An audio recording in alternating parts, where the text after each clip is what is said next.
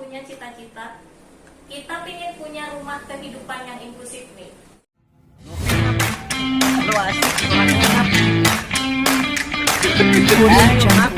Salam dari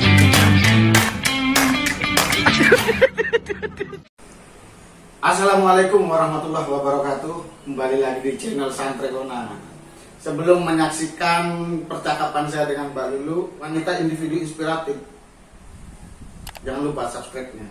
Kali ini kita kedatangan tamu dari PPDIS, Pelopor Peduli Disabilitas Situbondo. Nah, karena kebetulan 2 hari lagi kita akan menyambut Hari Disabilitas Internasional, maka perlu kiranya bahwa saya mewawancarai tokoh inspiratif yang baru saja mendapatkan penghargaan tokoh wanita inspiratif dari lembaga UNICEF. Selamat sore Pak Lulu. Sore Mas Sofian. Sehat? Alhamdulillah sehat. Seharusnya saya banyak balik. Pak Lulu sehat saat ini? Sehat, alhamdulillah. Alhamdulillah. Ini Mbak, bisa ceritakan dulu gimana Mbak Lulu bisa mendapatkan penghargaan sebagai wanita inspiratif dari UNICEF? Sebenarnya kalau penghargaan individu inspiratif saya dari itu apa ya, penghargaan yang harusnya saya terima karena teman-teman. Itu penghargaan untuk teman-teman difabel yang ada di Situbondo, bukan hanya untuk saya, tetapi semua teman-teman difabel yang ada di Situbondo. Karena apa? Kemarin yang mendaftarkan saya itu kayaknya GSM deh. GSM aku. Saya GSM kurang paham nih singkatannya, Gerakan Situbondo Membaca mungkin ya. Gerakan Situbondo Membaca, teman-teman komunitas yang mendaftarkan saya, dan alhamdulillah saya mendapatkan penghargaan itu. Tapi itu tadi, penghargaan ini adalah penghargaan yang ditujukan untuk semua teman-teman difabel yang ada di Situbondo, karena saya sebagai wakil dari mereka yang akan terus melakukan kampanye-kampanye, perjuangan-perjuangan, pergerakan-pergerakan terkait dengan inklusi sosial, khususnya inklusif disabilitas. Seperti itu Mas Sofian. Tapi di saat yang bersamaan juga meraih penghargaan ini Bu ya, KDD Olean atau... Oh iya, teman-teman waktu itu juga ada yang mendapatkan, ada KDD Balung, ada juga pemerintah daerah Situbondo juga sebagai kabupaten terinklusif di Jawa Timur, ada juga Dinas Tenaga Kerja dan Transmigrasi itu mendapatkan juga, ada juga Dinas Ketahanan Pangan Hortikultura kalau nggak salah, tapi Dinas Pertanian yang dulu. Itu dari kolaborasi, inovasi, dan lain-lain. Ada 8 penghargaan yang diterima Kabupaten Situbondo dalam Anugerah Inklusivitas yang diselenggarakan oleh USAID Mitra Kunci di Jawa Timur. Seperti itu Mas. Oh iya. Kalau boleh tahu Mbak udah berapa tahun aktif di dunia difabel ini? Kalau saya aktif di isu-isu inklusif ini sebenarnya dimulai sejak tahun 98. Sudah umur berapa nih? 98 itu saya sudah mulai punya inisiasi dengan beberapa teman, bagaimana teman-teman difabel di Situbondo khususnya itu punya wadah agar mereka lebih terakomodir. Kalau kita mau mengadvokasi sesuatu, kita mau berdiskusi sesuatu terkait dengan difabel dan lain-lain, tanpa ada wadah kayaknya kurang bagaimana gitu kan ya, kita tahu. Tapi dengan adanya organisasi terkait dengan disabilitas, semua akan lebih terorganisir dengan baik. Seperti itu Mas, itu asal mulanya sih. Tapi kalau yang PPDIS ini sejak tahun 2012 kita mendirikan PPDIS, dan sampai saat ini alhamdulillah kita semakin bisa berkembang. Dari yang tadinya hanya pendampingan, advokasi, pemberdayaan, sekarang sudah mulai terkait dengan riset dan lain-lain seperti itu. Sudah sejauh itu berarti Pak? Ya, kita mulai. Dari tahun 2012 capaian-capaian yang sudah dilakukan sama PPDIS apa sih? Ya, kalau mau bicara capaian, sebenarnya kita berhasil mendorong DPRD Situbondo untuk menginisiasi adanya perda pelindungan dan pemberdayaan penyandang disabilitas yang kita kawal dari awal. Sebenarnya ini kan usulan-usulan yang terus kita dorong sejak 2014 sampai 2016 ada inisiatif dari Dewan untuk membuat perda. Kita terus kawal sampai 2018 itu disahkan. Terus kita juga punya roadmap peta jalan Situbondo Inklusif 2018 sampai 2022, di mana PPDIS punya peran aktif nih dalam penyusunan dan lain-lain.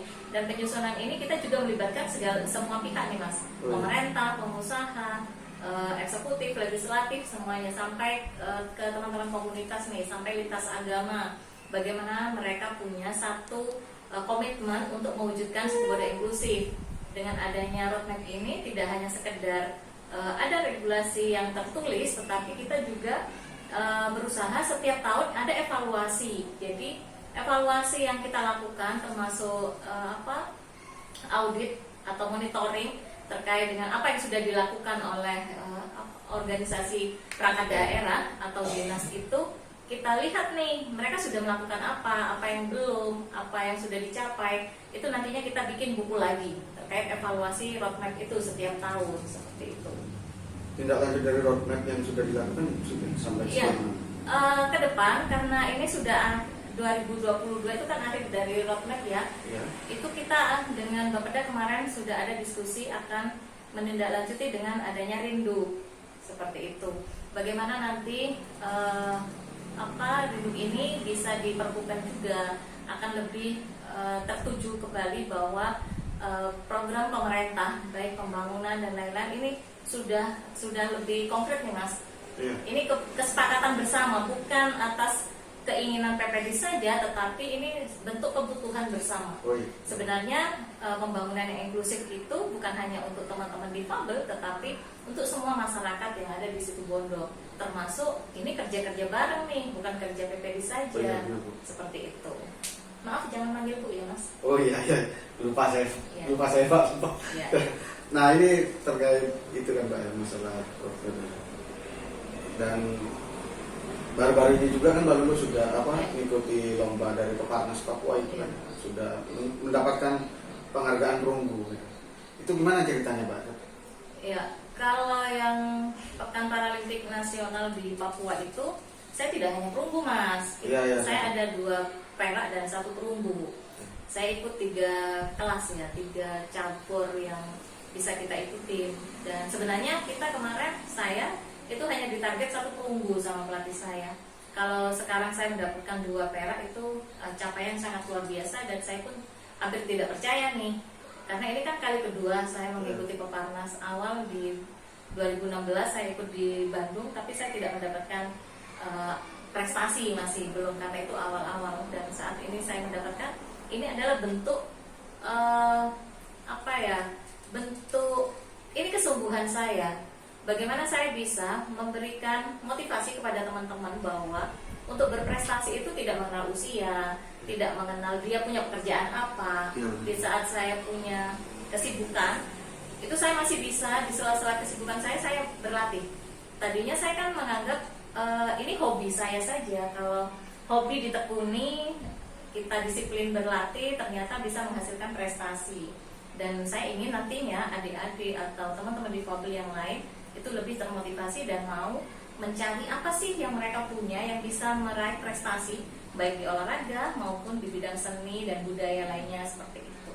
Karena sebagai difabel bukan saatnya kita sekarang itu menjadi orang yang hanya duduk diam, ada di zona nyaman, mereka menikmati apa tapi tanpa melakukan apa. Itu menurut saya kurang greget, seperti itu. Kalau prosesnya sebelum dari Papua, saya dengar Mbak Lulu sempat sakit ya? Ya, mungkin karena itu tadi kan, saya awalnya menganggap pingpong ini adalah hobi saya. Di saat saya harus mengikuti puslada selama 3 bulan, saya 1 bulan sempat sakit. Mungkin saya kan selama ini belum terbiasa dengan ritme latihan yang panjang. Terus ada latihan fisik juga dan lain-lain. Terus mungkin saya juga terlalu kangen dengan lapangan. Selama ini saya kan sering jalan-jalan kemana, tapi di puslada kegiatan saya hanya latihan, seperti itu. Tapi memang sih kemarin sempat khawatir juga di saat saya sakit. Saya tidak mau selama 2 bulan saya meninggalkan Situbondo, tiba-tiba saya tidak bisa berangkat ke Papua hanya karena sakit. Itu menjadi motivasi tersendiri bagi saya bahwa saya harus sembuh dan saya harus berangkat ke Papua nih. Ini nanggung, istilahnya kalau saya harus kalah sebelum berperang, itu bukan saya deh gitu. Jadi saya tunjukkan bahwa di sela-sela sakit saya optimis saya bisa sembuh dan saya berangkat ke Papua dan alhamdulillah bisa sih. Di sela-sela itu juga Mbak Lulu yang mendapat penghargaan itu ya? Iya, anugerah inklusif itu kemarin pas saya kemarin ada di UNESA, tempat saya puslada seperti itu. Jadi ternyata untuk mendapatkan sesuatu butuh perjuangan dan pengorbanan. Jadi bentuk pengorbanan saya meninggalkan pekerjaan saya harus sakit, saya harus jauh dari keluarga saya seperti itu kan. Jadi ini pembelajaran juga bersama bahwa kalau mau meraih sesuatu tidak ada yang instan. Saya berlatih itu dari 2014 sampai sekarang dan ini baru saya merasakan hasilnya. Itu yang utama sih, tidak ada perjuangan yang mudah, tapi butuh pengorbanan. Itu guys, 1 bulan sakit di masa-masa pelatihan, Hampir berangkat lagi. hampir berangkat. Coba saya lebih baik saya pulang ke rumah aja guys. Kalau saya guys, kalau saya. Saya nggak mau. Tapi Mbak Lulu bukan begitu. Nggak mau. Nah, ini sebelum ke gini Bu ya. Sebelum ke Hari Disabilitas Internasional. Ya. Ini yang harapan Mbak Lulu untuk PPDIS itu apa ke depannya? Kalau untuk PPDIS, saya ingin PPDIS itu tetap ada untuk masyarakat Situbondo khususnya. Dan saya berharap ke depan PPDIS tidak hanya milik Situbondo, tetapi milik Jawa Timur kalau bisa. Saya ingin merambah ke luar Situbondo. Bahkan kita sudah berjejaring dengan nasional nih. Saya ingin PPDIS itu berbagi pengalaman, membagi energi positif yang sudah dimiliki itu kepada teman-teman yang ada di luar Situbondo. Dan saya ingin PPDIS itu tetap ada karena saya melihat PPDIS ini adalah salah satu organisasi difabel yang ada di Provinsi Jawa Timur. Itu yang berangkat dari daerah terpencil Situbondo. Siapa sih yang melihat Situbondo dulu ya kan? Nah, tapi kita bisa keluar dari ketidaktahuan orang-orang terkait Situbondo itu sendiri. Sejak PPDIS bergerak di awal dengan program peduli, dengan sigap, setelah itu dengan DRF, terus lanjut dengan US Mitra Kunci, ini semakin menunjukkan bahwa PPDIS itu ternyata sudah dikenal nih dengan banyak orang, tidak hanya di Situbondo tetapi secara nasional. Bahkan teman-teman saya yang ada di luar yang dulunya sempat kenal itu kan sudah mulai mengenal nih PPDIS. Jadi kita harus berbagi ilmu juga, kita harus berbenah juga. Ke depan kita ingin ada kader-kader dari teman-teman disabilitas yang ada di Situbondo itu sebagai pengganti saya nantinya, agar PPDIS itu tidak berhenti di sini saja. Karena PPDIS ini bukan hanya punya Lulu, tetapi PPDIS adalah milik semua teman-teman difabel yang mau maju untuk memajukan Situbondo pada khususnya. Diakui tidak diakui, PPDIS itu sudah mengangkat nama Situbondo ke kancah nasional. Oh iya, kita wajib bersyukur ya. Situbondo sudah mulai melalang buana. Ya. Salah satunya ya karena PPDIS. Benar. Nah, mengenai saya dengar sih katanya kita Situbondo akan menjadi tamu inklusi baru. Tuan rumah tamu inklusi nasional. Iya. Itu gimana, Mbak? Bisa ceritakan? Iya, sebenarnya cerita ini kan dimulai dari tahun 2017 itu karena tamu inklusi itu kan sejak 2016. Iya. 2017 kita ngobrol dengan Bupati waktu itu bahwa kayaknya Situbondo bisa deh. Tapi waktu itu saya memang belum siap. Untuk menjadi tuan rumah tamu inklusi kan harus banyak yang disiapkan nih, termasuk apakah ada salah satu contoh desa inklusif. Saat itu kita belum ada. Sampai 2018 ada salah satu contoh desa yang sudah kita dampingi, itu Desa Olean. Kita sempat bertanya kira-kira Situbondo siap nggak ya? Dan Bapak Bupati waktu itu boleh lah Situbondo menjadi tuan rumah, kita siap mendukung gitu kan. Tapi lagi-lagi waktu itu masih ada satu kendala yang tidak bisa diterima bahwa kita siap waktu itu. Jadi nanti deh tahun depan gitu kan. Ini kegiatan yang dilakukan 2 tahun sekali nih, tamu inklusi nasional. Akhirnya pada tahun 2019 itu Bupati juga sudah bilang bahwa oke lah nanti tamu inklusi 2022 itu akan dilakukan di Situbondo. Nah sebenarnya ini tidak mudah karena banyak sekali provinsi dan kabupaten di Indonesia itu yang ingin menjadi tuan rumah temu inklusi ini. Jadi kita bersyukur kalau Situbondo dipercaya menjadi tuan rumah temu inklusi nasional karena dianggap Situbondo sudah berhasil mewujudkan Situbondo sebagai kabupaten inklusif. Jadi kita itu patut bersyukur. Situbondo, saya sendiri terkadang tidak percaya bahwa Situbondo sebegitu pesatnya sampai bisa mewujudkan Kabupaten Situbondo sebagai kabupaten inklusif.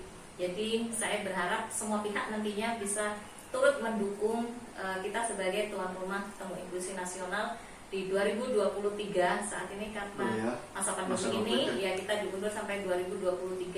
Saya berharap semua pihak bisa berkontribusi di sini. Ya memang harus ini saling gini Mbak, karena saya lihat bahwa semua orang rentan terhadap ini Mbak ya. Difabel itu kan rentan ya. Semua orang berpotensi menjadi difabel. Yang jadi pertanyaan saya selanjutnya, kira-kira PPDIS ini ada cita-cita mau membuat semacam rumah kasih untuk difabel atau kalau di Jogja kalau di Nias Teluk Dalam itu kan ada di bawah Yayasan Yakum itu kan punya rumah yayasan difabel itu kan Pak. Jadi orang-orang yang orang-orang yang mengalami kecelakaan terus dia sempat kehilangan salah satu bagian tubuh itu kan trauma pasti kan. Itu trauma dan biasanya itu disediakan ruang. Kalau di Situbondo sebenarnya kita di 2017 itu sudah mulai melakukan konseling sesama nih. Ada peer counseling namanya. Kita memberikan pendampingan kepada teman-teman difabel baik yang teman-teman non difabel tadinya yang menjadi difabel kita dampingi bagaimana dia bisa keluar dari keterpurukannya. Awalnya dia bukan difabel, sekarang non difabel menjadi difabel itu kan sangat sulit ya untuk menerima kenyataan itu. Itu kita ada Mas. Untuk difabel, untuk YPMK, waktu itu kita sudah melakukan selama 2 tahun kerjasama dengan Mini Institute Jakarta. Nah ini tetap kita lakukan sampai sekarang. Kalau ke depan mau ada rumah kasih seperti yang dikatakan Mas Sofyan, mungkin kita masih jauh nih, kita masih butuh banyak belajar dan butuh donor untuk mewujudkan ini. Tetapi kita sempat beberapa tahun yang lalu itu kita punya cita-cita, kita ingin punya rumah kehidupan yang inklusif nih. Bagaimana kita punya tempat untuk menjadikan anak-anak atau itu tidak hanya untuk anak-anak difabel tetapi anak-anak yang rentan itu kita bersama-sama belajar terkait dengan apa yang harus disiapkan mereka saat turun ke masyarakat. Jadi bukan lagi formal ya, tetapi bagaimana dia paham dengan apa itu kehidupan, apa itu terkait dengan perbedaan, apa dia harus punya toleransi yang tinggi. Ini sebenarnya cita-cita yang beberapa tahun lalu itu sempat terpikirkan oleh kita. Tapi saya berharap ini kalau ini terwujud ini sangat luar biasa sekali.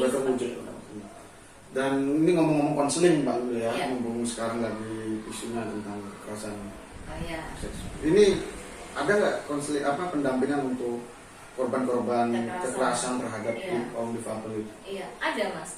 Karena kan kita juga melakukan pendampingan kepada korban kekerasan ya. Jadi kita melakukan pendampingan bagaimana mereka bisa keluar dari traumanya. Kita juga memastikan kehidupan dia ke depannya setelah mengalami kekerasan ini. Dan karena ini bulan anti kekerasan juga, saya berharap teman-teman difabel yang mengalami kekerasan seksual atau kekerasan apapun itu dalam bentuk apapun seperti bullying dan lain-lain, jangan pernah takut untuk melaporkan. Karena selama ini kita tahu teman-teman itu kan takut ya. Terkadang keluarganya sendiri yang menutupi bahwa sudahlah nggak usah dilaporkan nanti malu atau apa. Nah ini perlu adanya kerjasama mungkin dengan Santrepona atau siapapun itu. Kita perlu kampanyekan bahwa sebagai perempuan dengan disabilitas, sebagai anak dengan disabilitas yang rentan dengan kekerasan itu, kita akan ajak mereka untuk lebih berani mengatakan bahwa dia akan melaporkan apa yang sudah dia alami seperti itu. Karena selama ini mereka itu masih takut untuk melaporkan. Dan yang terpenting, mereka itu harus dipahamkan bahwa bentuk kekerasan tidak hanya dalam bentuk kekerasan seksual saja. Bullying masuk. Kata-kata yang tidak mengenakan dia itu juga masuk. Bagaimana dia sampai mengalami rasa minder atau lain-lain, itu suatu bentuk kekerasan yang dialami oleh teman-teman difabel seperti itu. Sampai kalau mau bicara perempuan, dia mau ikut KB untuk memilih alat kontrasepsi saja harus dipilihkan atau dipaksa harus ikut ini, itu satu bentuk kekerasan yang selama ini harus kita keluarkan juga, bahwa kita punya hak untuk memilih kontrasepsi apa nih yang harus kita sesuai dengan kita, seperti itu. Ini sih Mas. Nah ini yang mengenai ini Bu ya, mengenai kekerasan terhadap perempuan ini nanti ada event lanjutan setelah ini, karena Mbak Lulu akan 1 bulan sekali akan tayang di mana namanya di Santrekona. Semoga gak bosan aja. Semoga nggak bosan, dan saya yakin nggak bosan, karena seperti tadi yang Mbak Lulu sampaikan bahwa semua orang berpotensi menjadi difabel itu kan. Ini saya mau nanya masalah Hari Difabel Internasional Pak. Hari Disabilitas Internasional. Ini kan temanya kepemimpinan dan partisipasi penyandang disabilitas menuju tatanan dunia yang inklusif, aksesibel dan berkelanjutan pasca COVID-19. Ini ngomong-ngomong masalah akses Pak, di Situ Bondo sendiri bagaimana akses? Kita mau bicara akses informasi. Kalau terkait akses informasi masih kurang nih. Bagaimana informasi terkait dengan pembangunan yang diberikan oleh pemerintah daerah itu belum bisa diakses oleh teman-teman tuli, belum bisa diakses oleh teman-teman netra nih. Hanya sebatas teman-teman yang difabel fisik saja yang bisa mengakses. Atau meskipun saya pribadi terkadang tidak tahu nih, karena pemerintah kurang mensosialisasikan. Kalau mau tahu informasi ini hubungi websitenya atau apa, ini kurang dipublis nih. Jadi bagaimana pemerintah juga punya peran di sini. Apapun bentuk dari pembangunan yang sudah dicapai yang akan dilakukan itu perlu disosialisasikan, diumumkan kepada publik bahwa ada informasi yang perlu diketahui oleh teman-teman difabel. Jangan hanya ini informasi hanya untuk kalangan-kalangan tertentu. Kita harus ingat bagaimana informasi yang diberikan pemerintah itu harus ada JBI-nya agar teman-teman tuli tahu. Terkait COVID, mereka kemarin sempat salah paham COVID itu apa. Mereka bilang COVID itu hantu, COVID itu mati dan lain-lain. Nah, akhirnya kita yang memberikan pemahaman COVID itu apa, bagaimana menjaga prokes dan lain-lain. Itu kan belum disentuh oleh pemerintah. Jadi kita yang harus turun, sementara kita kan terbatas juga. Seperti itu. Kalau terkait dengan akses infrastruktur, kalau Situ Bondo alhamdulillah sudah mulai bagus nih. Tapi ya itu tadi, bagaimana ini dibarengi dengan akses yang akan diberikan sampai ke level desa. Selama ini kan baru di pemerintah daerah akses diberikan secara baik nih. Dinas-dinas, Pemda sudah memperbaiki infrastruktur yang lebih ramah. Sebenarnya kalau kita mau memfasilitasi fasilitas publik ini lebih akses kepada semua pihak, itu tidak hanya untuk difabel sih, untuk semua orang, lansia, ibu hamil, anak-anak, perempuan, itu semua bisa mengakses, tidak hanya untuk difabel.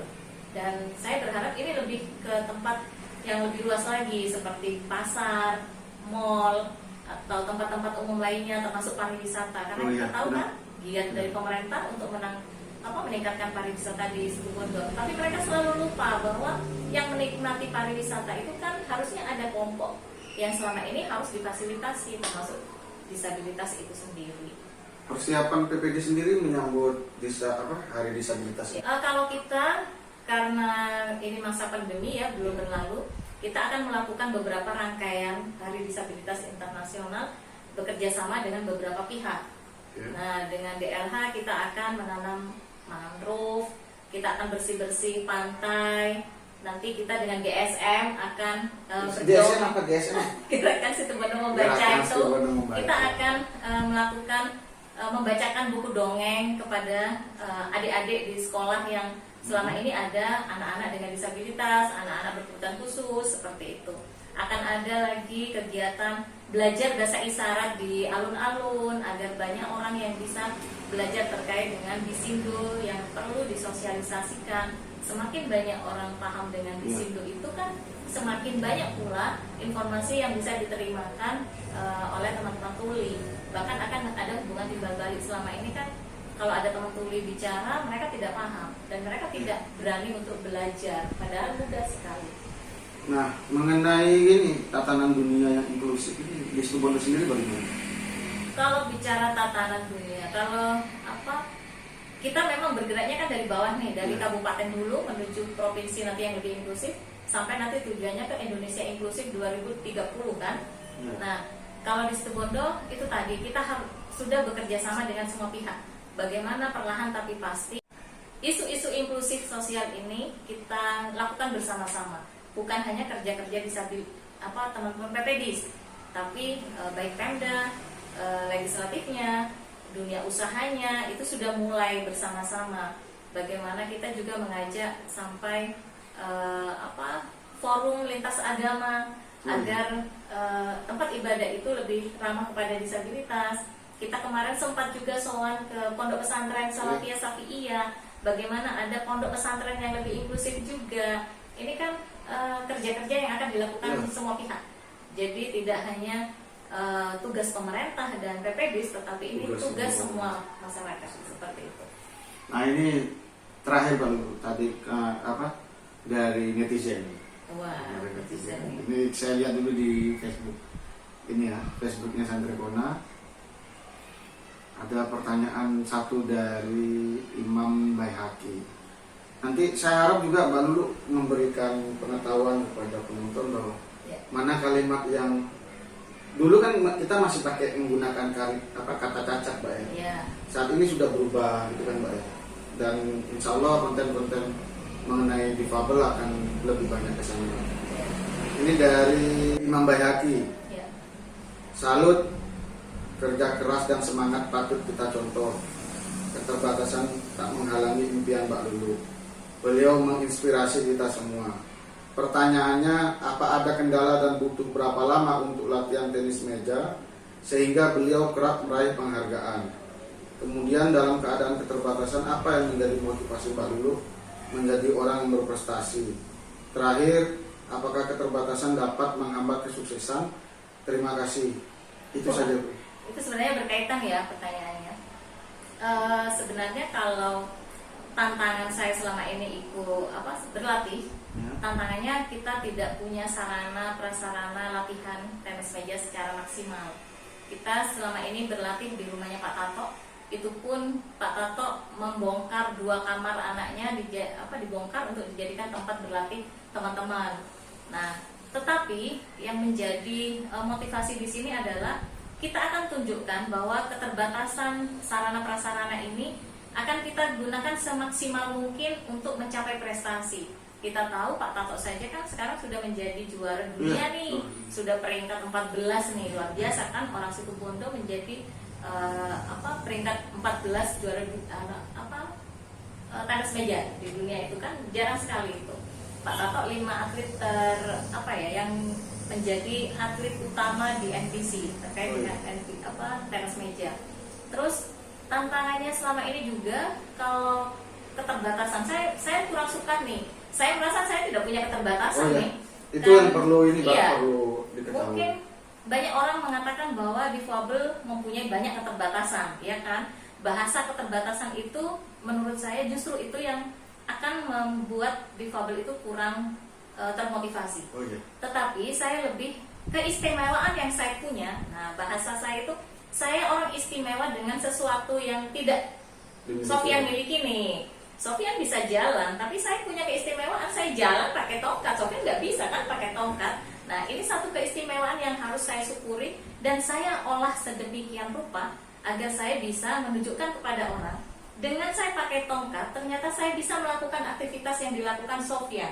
Bahkan saya bisa melakukan hal-hal lain yang tidak bisa dilakukan orang banyak. Sampai yang dikatakan orang tadi, saya mencapai prestasi dan lain-lain. Itu kenapa? Karena motivasi itu tadi. Saya akan buktikan bahwa keistimewaan saya ini adalah salah satu pendorong saya agar saya lebih bersemangat lagi. Saya tidak akan pernah menyesali keadaan saya, tapi saya justru bangga dengan keistimewaan saya. Selama ini saya keluar kota, bahkan kemarin ke Sydney itu kan tanpa ada biaya. Sofyan mungkin mau jalan-jalan harus bayar angkot sendiri, ya kan, pesawat sendiri, udahlah seperti itu. Tapi kalau saya ini kan mau kemana-mana ada yang bayarin, ada apa, istilahnya kita berbagi ilmu, kita mendapatkan sesuatu di situ karena itu tadi prestasi. Kalau saya nggak punya prestasi, nggak mungkin saya sampai ke Ke Sydney, Sydney. nggak mungkin saya sampai ke Medan, ke Poso dan lain-lain seperti itu kan. Nah, ini yang harus dipahami semua orang, bahwa difabel itu bukan orang yang punya keterbatasan, tetapi difabel ini adalah orang-orang yang istimewa, yang di situ dia akan bisa membuktikan kepada semua orang bahwa dia punya sesuatu yang nilainya itu lebih dari teman-teman non difabel, ya kan? Terus apa yang sudah saya capai ini adalah bentuk dari keseriusan saya menikmati hidup, mensyukuri hidup, ikhlas dengan apa yang sudah saya lakukan selama ini. Saya ikhlas melakukan apapun itu selama ini bermanfaat untuk banyak orang. Saya tidak pernah istilahnya mengeluh. Memang banyak tantangannya nih, Sofyan tahu sendiri kan. Tantangan itu bisa datang dari keluarga kita, dari lingkungan kita, dari masyarakat, dari pemerintah dan lain-lain. Tetapi satu hal yang penting, bahwa semua tantangan yang kita hadapi, kita jadikan sebagai semangat yang akan menjadikan kita punya semangat lebih. Gitu Sofyan. Jadi tadi pertanyaan terakhir apa? Pertanyaan terakhir, saya buka lagi. Terlalu banyak sih, 3 tuh. Iya, terlalu banyak langsung ini Pak, tapi ini bagian dari keterbukaan informasi guys. Ya, nggak apa-apa. Dan kayaknya menarik tadi Pak masalah Sydney Pak, tapi sebelum itu 20 nomor 3 ini. Apakah keterbatasan dapat menghambat kesuksesan? Wah, enggak. Saya tadi katakan Nggak ada sangkut pautnya ya? Nggak ada sangkut pautnya. Siapapun selama dia punya niat, punya kemauan yang keras, mau berusaha, semuanya akan bisa meraih prestasi setinggi-tingginya. Siapapun itu, difabel, non difabel, selama dia punya kemampuan dan berusaha, tanpa, yang terpenting lagi disiplin ya. Oh, iya. Disiplin itu kuncinya. Kalau kita mau setengah-setengah, kayaknya prestasi di bidang apapun tidak akan bisa kita raih. Jadi sekali lagi, keterbatasan difabel yang katanya orang bisa menghambat itu tidak berlaku. Justru keistimewaan yang kita miliki itu menjadi pendorong agar kita lebih berprestasi dibandingkan teman-teman yang lain pada umumnya, seperti itu. Ya, jadi saya mungkin berkaca sama diri saya sendiri Pak ya, bahwa keterbatasan nggak ada sangkut pautnya dengan itu. Iya. Justru ketika saya tidak memberikan kontribusi kepada tempat tinggal saya dan tidak memberikan manfaat, justru itu yang terbatas bagi saya. Betul. Ya mungkin cuma itu yang bisa kita sampaikan. Sebelumnya saya minta maaf apabila ada kesalahan Mbak Lulu, dan terima kasih sudah bersedia diajak ngobrol-ngobrol bareng dengan tim Santrikona. Bagi penonton yang tertarik terhadap isu-isu disabilitas, kita akan tayang setiap 1 bulan sekali. Kurang lebihnya mohon maaf. Wassalamualaikum warahmatullahi wabarakatuh.